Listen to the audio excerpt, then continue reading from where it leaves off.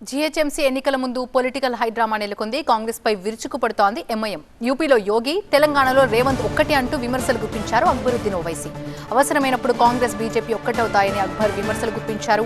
Akbaruddin comments కి Bandi Sanjay counter ఇచ్చారు. నిన్నటి వరకు కలిసి ఉండి కొత్త డ్రామాలు ఆడుతున్నారని విమర్శించారు. జీహెచ్ఎంసీలో బీజేపీని దెబ్బతీసేందుకు ఈ కుట్రలన్నారు బండి సంజయ్. కాంగ్రెస్ ఎంఐఎం వేర్వేరు కాదని యోగితో రేవంత్ ని పోల్చడాన్ని తప్పుబట్టారు. నిజామాబాద్ ఎంపీ అరవింద్. నిన్న అగ్నిన్ ఇవాళ బండి సంజయ్ అరవింద్ ఏమన్నారు ఇప్పుడు చూద్దాం. उधर योगी बुलडोजर के जरिए घरों को गिराता है तो यहाँ पे रेड्डी भी गिरा रहा है घरों को, मस्जिदों को। उधर योगी मस्जिद को गिरा रहा है तो यहाँ का रेड्डी भी मस्जिदों को गिरा रहा है। वहां योगी दरगाहों को गिरा रहा है तो यहाँ का रेवंत रेड्डी भी दरगाह को मिसमार कर रहा है।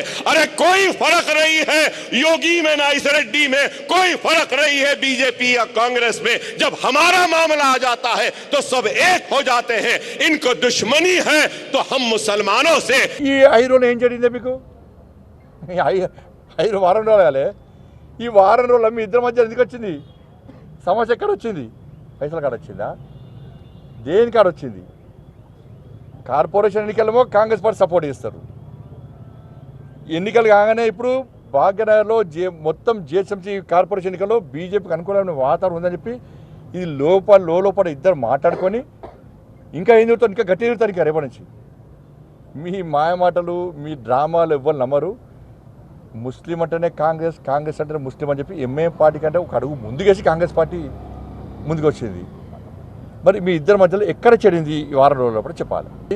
ఎంఐఎంను కాంగ్రెస్ పార్టీని వేరు అని చెప్పి ప్రజలు చూసే పరిస్థితులు లేరు. ఇలా అసదుద్దీన్ ఓవైసీమో కాంగ్రెస్ అంటాడు, అక్బరుద్దీన్ ఓవైసీమో అప్పుడప్పుడు బీఆర్ఎస్ అంటాడు.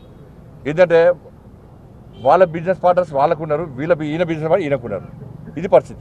చాలా డెస్పరేట్గా ఉన్నట్టు జిహెచ్ఎంసీ ఎన్నికలలో పర్ఫార్మెన్స్ కోసం యోగి తోటి పోల్చుకున్నాడు. యోగి భారతీయ జనతా పార్టీ ఆఫీసులు అవతలతో నాకిస్తాడు, రేవంత్ రెడ్డి పోయి లెక్క పోయి నాకాడు. రేవంత్ ఉద్దీన్ హిందువులలో ఒక నల్లమచ్చ, రెడ్డి సమాజంలో చెడగొట్టిండు, హిందువులలో కూడా చెడగొట్టిండు ముఖ్యమంత్రి.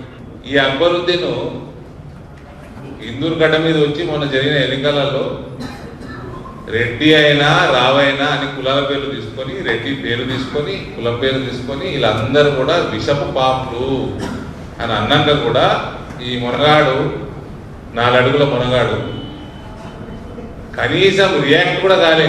ఇది తప్ప రేవంత్కి అడ్మినిస్ట్రేషన్ మీద నయా పైసా అవగానే లేదు. అందుకని ఇట్లా పాడైంది.